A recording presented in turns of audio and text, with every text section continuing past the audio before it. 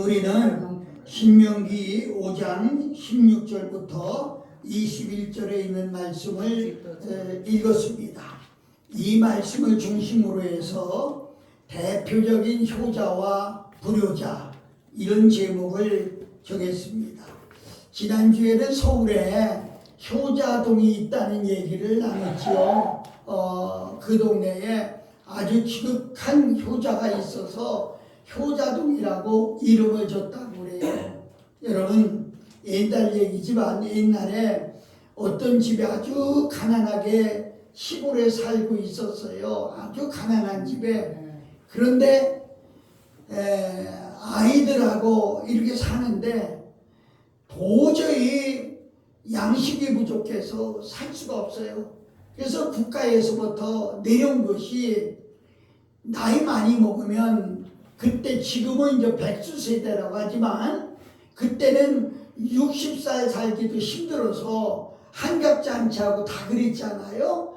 60이 넘도록 사는 노인네는 고려자가 되라, 고려시대 얘기죠. 산채로 산에다가 갔다가 묻어라, 이런 법이 있었어요. 이 아들도 할 수 없이 불효자이기 때문에 그런 게 아니라 먹을 양식이 부족하고 또 나라의 정치가 그러기 때문에 할 수 없이 어머니를 시계다 짊어지고, 어머니 죄송해요 하고 어머니를 시계다 짊어지고 산속을 향해 갑니다.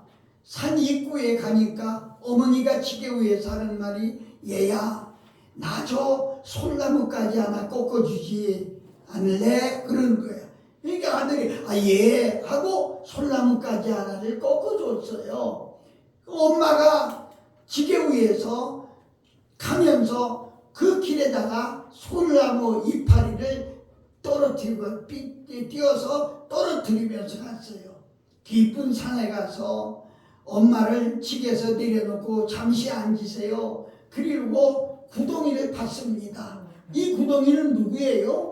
엄마를 매장할 구덩이를 판 거예요. 그리고 어머니를 갖다가 구덩이다 이렇게 누이면서, 어머니 죄송합니다, 용서하세요 그러면서 흙을 한 섭 싸서 어머니 배에다가 불려고 하는 그 순간 어머니가 잠깐만 내 말을 좀 들어라. 예 어머니, 네가 이 밤중에 산에 내려가다가 길을 잊어버릴까 몰라서 내가 오면서 길에다가 솔잎을 떨어뜨려 놨다. 그러니까 이 솔잎을 따라가면 집에 갈 수 있다. 솔잎을 따라가서 잘 살아다오 이랬어요.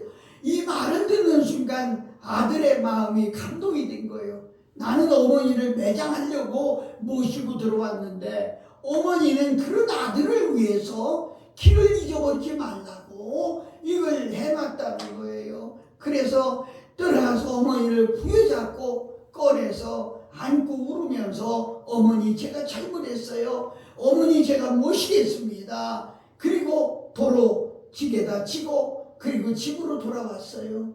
아내가 여보 어떻게 된 거야? 왜 다시 왔어? 그래 이 얘기를 다 한 거예요. 우리 어머니 모시자. 어머니 우리가 모시자. 그래서 저 뒷방에 모시고, 동네에 또 소문나면 안 되니까. 그런데 그 소문이 동네에 다 나게 됐어요. 그리고 결국은 임금에게까지 갔어요. 임금이 가만히 있어요. 맞다. 산부모를 매장한다고 하는 것은 이건 아니다. 그래서 그때부터 고리장이 폐지가 됐다고 하는 그런 얘기가 있습니다. 오늘은 어버이 주일이지요. 우리 어르신들이지만은 이게 참 중요한 것 같다. 이렇게 저는 보면서, 성경을 읽으면서 보면 대표적으로 효도한 사람이 있는가 하면 대표적으로 불효한 사람이 있더라고요. 여러분 그렇습니다. 어떤 자식을 두었느냐에 따라서 나의 삶이 달라진다고 하는 건 너무나 자명한 사실 아니겠어요? 그러면 대표적인 효자가 누구냐? 나는 성경을 보면서 요셉이라고 하는 사람을 찾아봤어요. 대표적인 효자는 요셉이었구나. 그는 12아들 중에 요셉을 제일 아버지가 사랑해서 다른 형제들과 다른 차색 옷을 입혀가면서 그를 양육했어요. 아버지 어머니를 그 곁에서 떠나지 않고 얼마나 기쁘게 해줬는지 모릅니다. 어려서부터 부모를 기쁘게 해줬다고 하는 증거라고 말씀드릴 수가 있죠. 부모를 기쁘게 해드리고 편하게 해드리는 거, 이것이 효도입니다. 돈을 주고 땅을 주고 집을 주는 것보다도 부모의 마음을 편하게 해드리는 것이 효도입니다. 참 보면 대학까지 가르치고 없는 형편에 대학까지 가르치고 유학까지 보냈는데도 이게 부모의 속을 썩이고 불안하게 사는 사람들이 얼마나 많은지 모릅니다. 저는 목회를 벌써 50년 이상 60년 가까이 하고 있습니다마는 목사도요 마찬가지. 성도들을 보면 어떤 성도들은 목사님을 기쁘게 해줘요. 그리고 시원하게 해줘요. 그래서 그것 때문에 사실 목회하는 거예요. 근데 어떤 분은 목사의 가시가 되는 사람이 있어요. 꼭 터달고 꼭 시비를 늘고 이런 사람이 있어요. 사랑하는 여러분, 그렇습니다. 우리가 부모님을 편하게 해드릴 수 있는 이런 마음 가져야 되겠다 봅니다. 잠언서 15장 20절에 보면 지혜로운 아들은 아비를 즐겁게 하거니와 미련한 자는 어미를 업신여기느니라 그랬어요. 아멘. 그래서 우리는 위에 분들을 업신여기지 말고 존경할 수 있는 그런 마음을 가져야 되겠습니다. 두 번째는 부모에게 순종하는 것이 효도입니다. 요셉은 자신이 하나님의 사랑을 독차지하는 것처럼 아버지의 사랑도 독차지하고 살았어요. 형들이 그를 미워했어요. 시기했어요. 질투했어요. 그런데 형들이 저 요셉만 집에 있고 다른 형제들이 저 애굽이라고 하는 세겜이라고 하는 곳에 가서 양을 치고 있었어요. 아버지가 한날은 너희 형들 먹을 것 좀 갖다 줘라. 그래서 10명이 먹을 것을 싸가지고 참 갔어요. 애굽에 가니까 세겜에 가니까 없어요. 그 물어보니까 세겜에서 떠났다고 하면서 떠났다고 도단으로 갔다고 그래요. 도단 뭡니다. 그런데 핑계도 될 수 있잖아요. 가다가 어떻게 해요? 핑계도 대고 난 멀어서 못 간다 하고 올 수 있는데, 그래도 아버지가 순종했기 때문에, 아버지가 말씀했기 때문에 그 말씀에 순종하는 그런 모습을 우리가 볼 수가 있습니다. 사랑하는 여러분, 부모에게 순종하는 것이 얼마나 귀한 얘기인지 몰라요. 그가 그렇게 먼데도 10명이 먹을 양식을 쌌으니 얼마나 무겁겠어요. 그리고 가는 길에 맹수가 나타날 수도 있고요.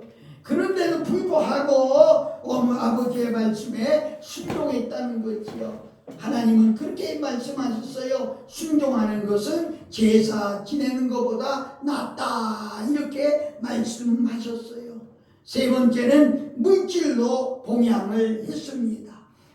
창세기 47장 12절을 보니까 또 그 아비와 형들과 아비의 온 집에 그 식구를 따라 식물을 주어 근개하였더라 그랬어요. 여러분, 형들이 그렇게 죽이려고 했어요. 그러다가 팔아먹기까지 했어요. 그런데 요셉은 하나님이 축복하셔서 성공해서 총리가 됐습니다. 여러분, 흉년으로 말미암아 세상이 다 굶어 죽게 됐는데도 요셉이 있는 나라, 그 나라는 먹을 게 풍성한 거예요. 그러나 시간이 없어 다 얘기를 못합니다마는 요셉은 그렇게 흉년으로 굶어 죽게 된 아버지와 그리고 형들을 다 복양하고, 형들뿐이 아니라 형들의 자녀들까지도 다 복양을 했어요. 얼마나 귀한, 물질이 가는 곳에 마음이 가는 법이라고.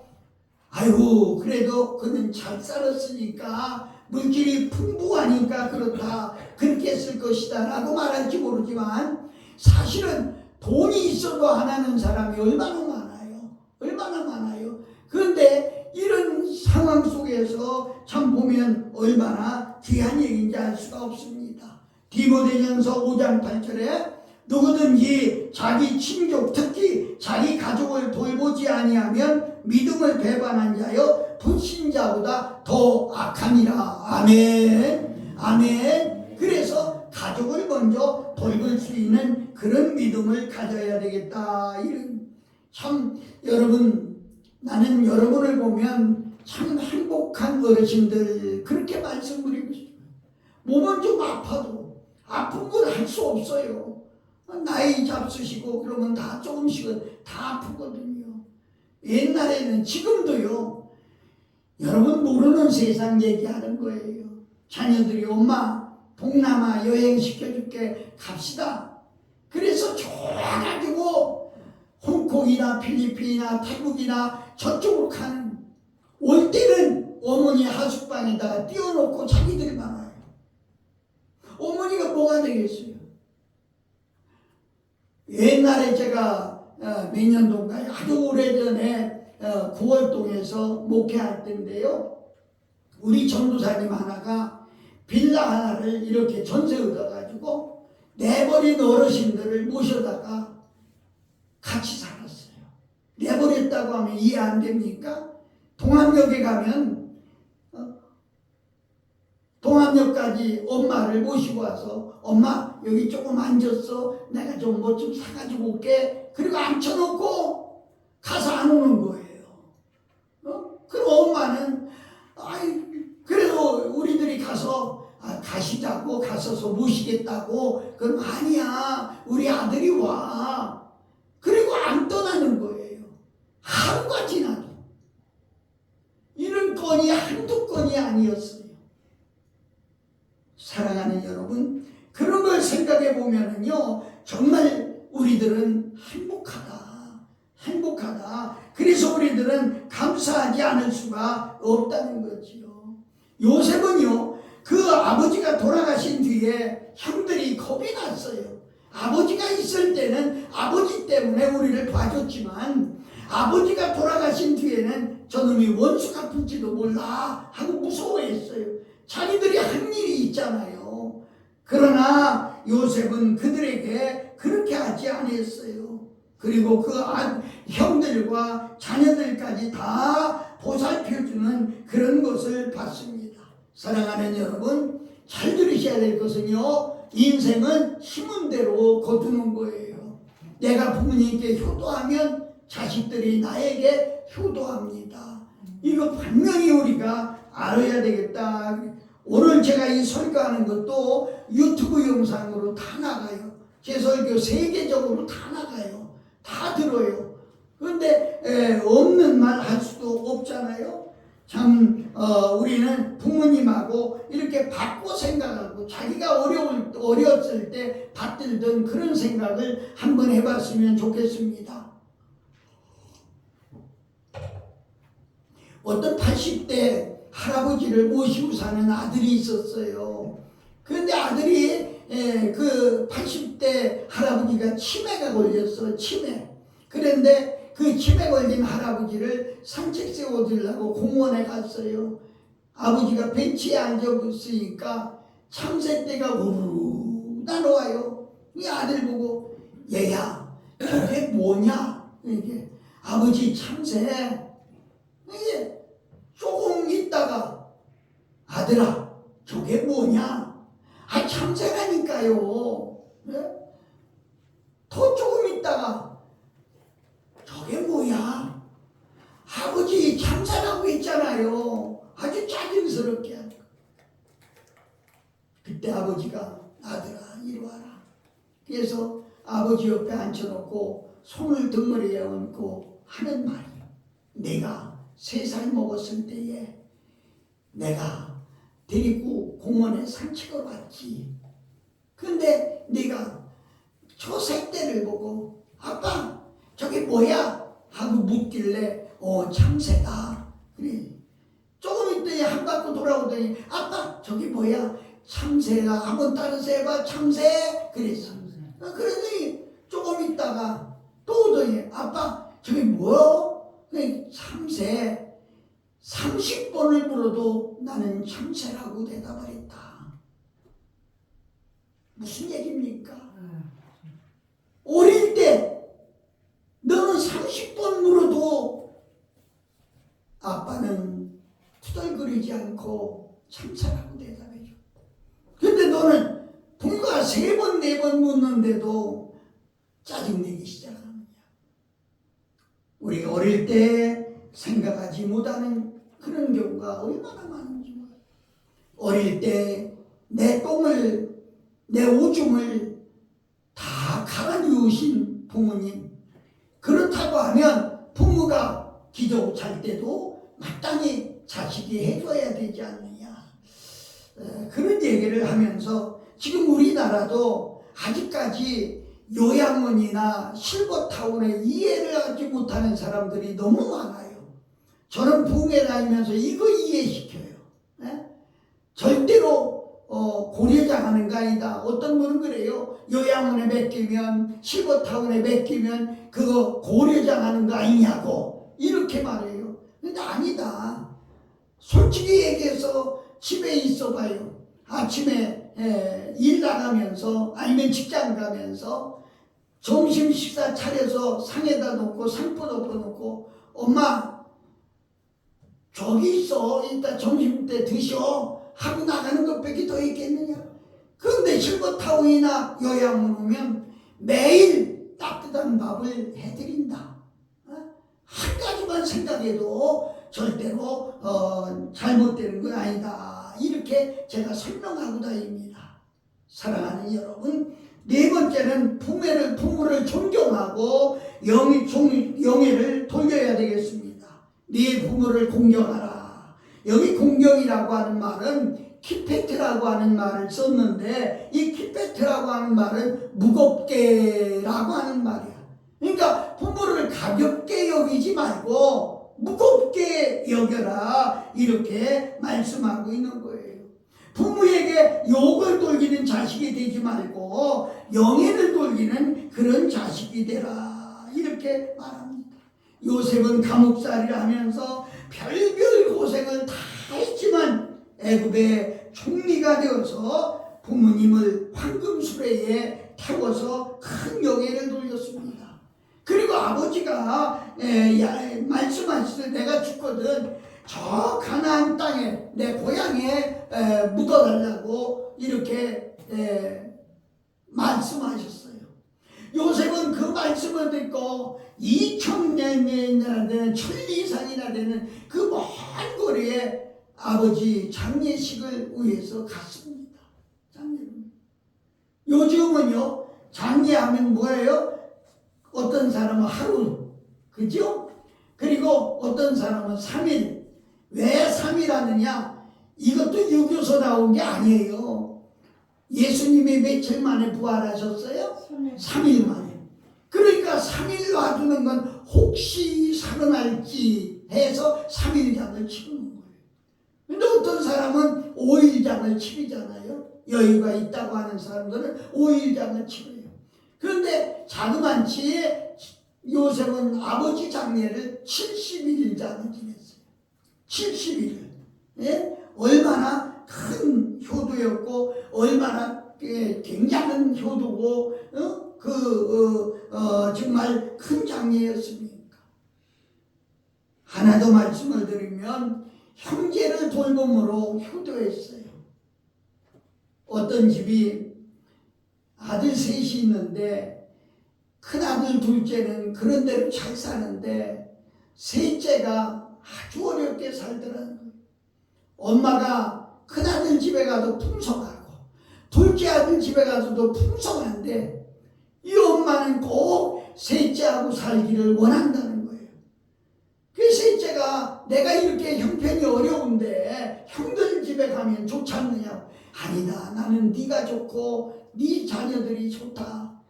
나중에 어머니가 이런 얘기를 하는 거예요. 내가 막내 집에 있으니까 큰 자식도 날 찾아보러 올 때 그냥 오지 않고 잔뜩 싸가지고 오고, 둘째도 싸가지고 오니까 내가 먹나 다 어려운 셋째 주려고. 그러니까 어머니는 옛날 속담에 그랬죠. 10손가락 깨물어서 안 아픈 손가락이 어디냐 이랬거든요. 그러니까 못난 자식도 너무 귀하게 여긴다, 이렇게 말씀드릴 수가 있다고 하는 거죠. 그리고 형제끼리 우애스럽게 사는 것이 엄마에게는 가장 큰 기쁨이다, 이렇게 말씀드릴 수가 있겠습니다. 시간 얼마 없기 때문에 이렇게 요셉은 효도했고, 그러면 불효자는 누구냐? 대표적인 불효자는 저는 다윗의 아들 압살롬을 말하고 싶은데, 압살롬이 이렇게 불효자인데 저주받은, 불효하다가 저주받았는데, 그 사람 전에 노아의 아들 함이라고 하는 사람이 불효하다가 저주를 받았어요. 한 번은 참 할 일이 없어도 문제가 될 것 같아요. 제2세상을 만들고 나서 포도농사를 졌는데 포도가 얼마나 잘 됐는지, 그때는 포도를 우리가 편하게 술이라고 하는데 술이 아니고 포도즙이요. 즉 우리도 송찬 때 쓰려고 포도즙을 만들어 봤습니다마는 술을 넣지 않아도 이렇게 한 1년 숙성해 놓으면 그게 술같이 되더라고요. 그러니까 어느 날 노아가 그걸 너무 많이 먹고 그래가지고 취해가지고 벌거벗고 말 위에 들어놓여 있는 거예요. 함이 들어가다 보니까 아버지가 속옷 하나도 입지 않고 벌거벗고 들어왔어. 놀래가지고 형들한테 가서, 형들 내가 이걸 봤는데 어떡하냐고. 아버지가 이거 정말 표현을 다 할 수 없겠지만은 비웃고 그렇게 했겠지요. 이거 삐죽삐죽 해가면서 그랬겠죠.